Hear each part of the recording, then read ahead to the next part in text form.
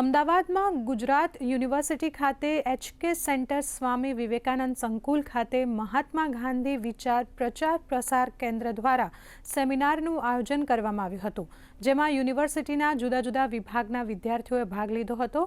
ઉલ્લેખનીય છે કે ગાંધીજીના વિચારો વિદ્યાર્થીઓ જાણે અને સમજે તેમજ પોતાના જીવનમાં ઉતારે તે હેતુથી મહાત્મા ગાંધી વિચાર પ્રચાર પ્રસાર સેમિનારનું આયોજન કરવામાં આવ્યું હતું।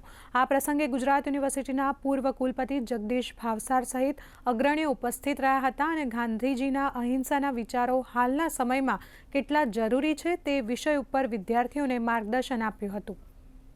સમગ્ર દુનિયાને જરૂર છે ગાંધીજી, ભગવાન બુદ્ધ, ભગવાન મહાવીરના અહિંસાના વિચારોની સમગ્ર વિશ્વના અંદર શાંતિ પ્રસ્થાપિત થાય। વસુદેવ કુટુંબકમમાં માનનારા છીએ ત્યારે જે વિશ્વવિદ્યાલયની સ્થાપનાના અંદર ગાંધીજીના આશીર્વાદ, સરદાર વલ્લભભાઈ પટેલના આશીર્વાદ પ્રાપ્ત થયા છે, એ વિશ્વવિદ્યાલયના અંદરથી આ એક વિચાર સમાજ જીવનના અંદર પ્રસરે અને અહિંસામય સમાજ, અહિંસામય વિશ્વ, અહિંસામય ભારત એ નિર્માણ થાય, એ આખા સેમિનાર પાછળનો હેતુ છે।